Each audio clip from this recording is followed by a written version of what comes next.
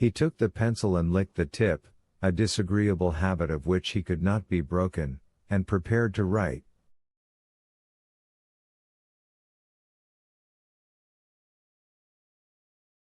Regulation 19 stated simply,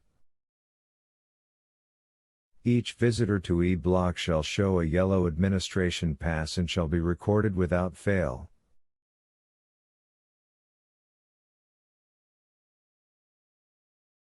He's gone nuts, Dean said to me. He didn't show us his pass, but I'm gonna let it go this time, Brutal said.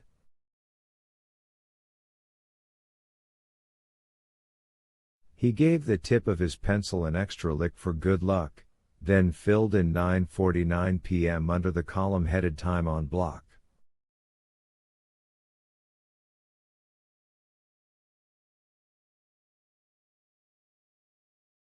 Sure, why not? The big bosses probably make exceptions for mice, I said.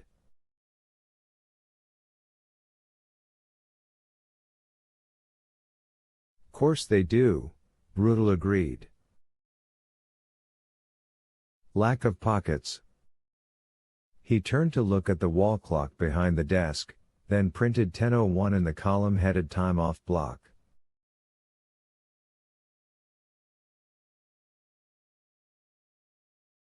The longer space between these two numbers was headed name of visitor.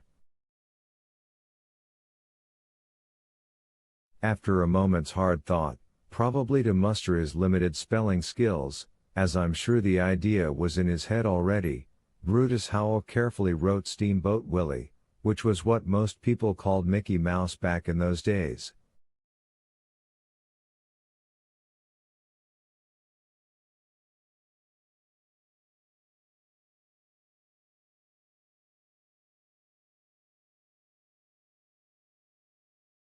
It was because of that first talkie cartoon, where he rolled his eyes and bumped his hips around and pulled the whistle cord in the pilot house of the steamboat.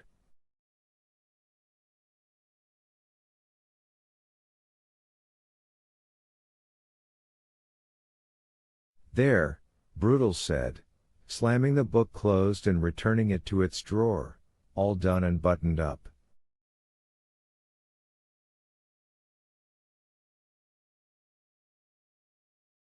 I laughed, but Dean, who couldn't help being serious about things even when he saw the joke, was frowning and polishing his glasses furiously.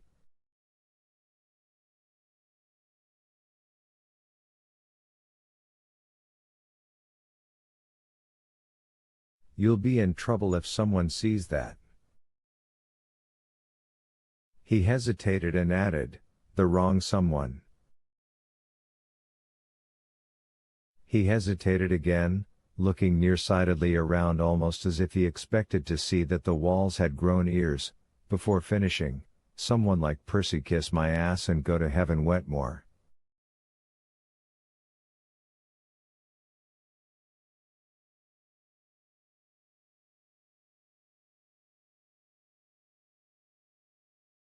Ha, Brutal said.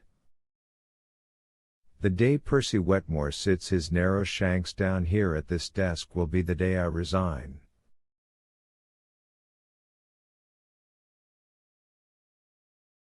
You won't have to, Dean said. They'll fire you for making jokes in the visitor's book if Percy puts the right word in the right ear.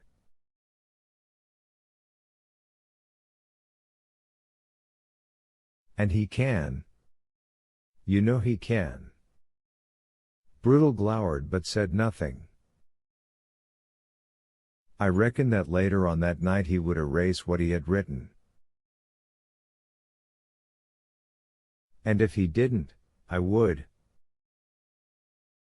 The next night, after getting first Bitterbuck and then the president over to D Block, where we showered our group after the regular cons were locked down, Brutal asked me if we shouldn't have a look for Steamboat Willie down there in the restraint room.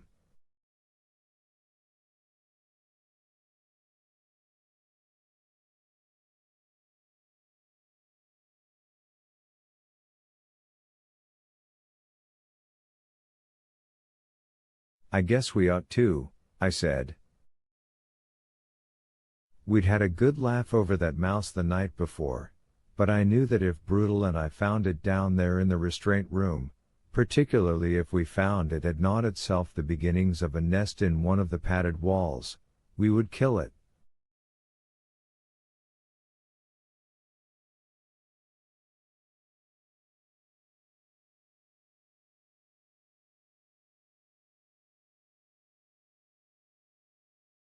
Better to kill the scout, no matter how amusing it might be, than have to live with the pilgrims.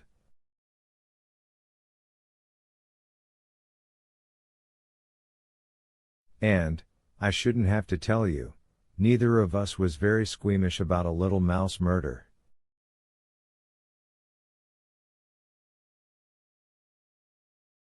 Killing rats was what the state paid us for, after all.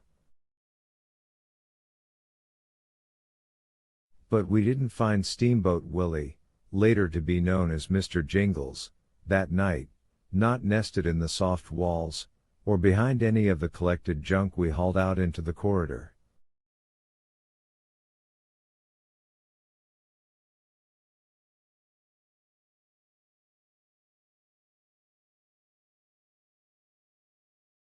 There was a great deal of junk, too, more than I would have expected, because we hadn't had to use the restraint room in a long time.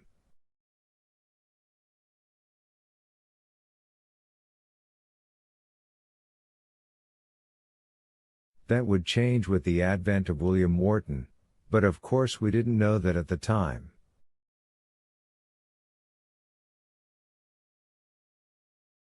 Lucky us. Where'd it go? Brutal asked at last, wiping sweat off the back of his neck with a big blue bandana.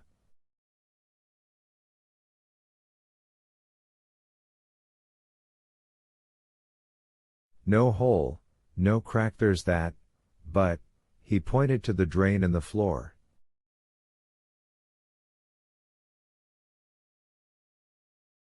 Below the grate, which the mouse could have gotten through, was a fine steel mesh that not even a fly would have passed.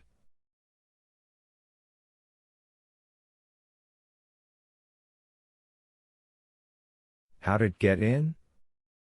How'd it get out? I don't know, I said. He did come in here, didn't he? I mean, the three of us saw him. Yep, right under the door.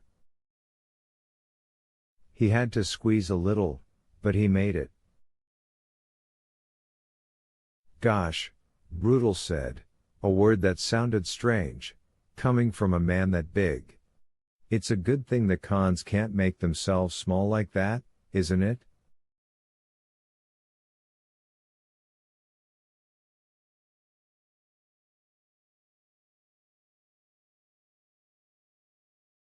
You bet, I said, running my eye over the canvas walls one last time, looking for a hole, a crack, anything.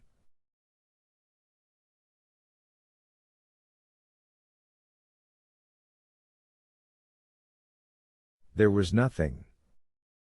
Come on. Let's go. Steamboat Willie showed up again 3 nights later, when Harry Terwilliger was on the duty desk.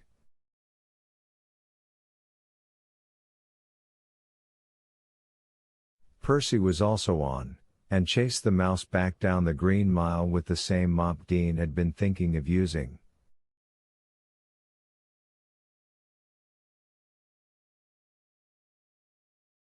The rodent avoided Percy easily, slipping through the crack beneath the restraint room door a hands-down winner.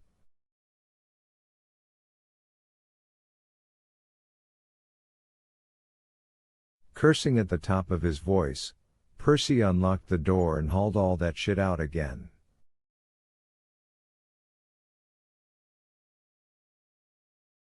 It was funny and scary at the same time, Harry said. Percy was vowing he'd catch the goddamn mouse and tear its diseased little head right off, but he didn't, of course.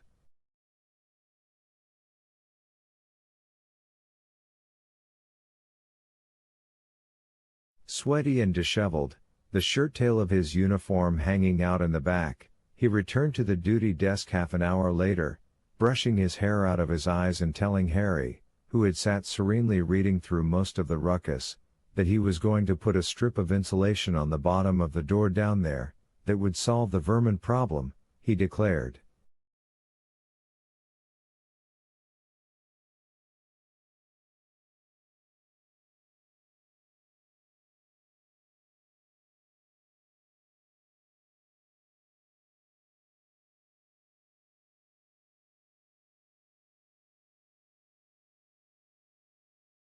Whatever you think is best, Percy, Harry said, turning a page of the haute opera he was reading.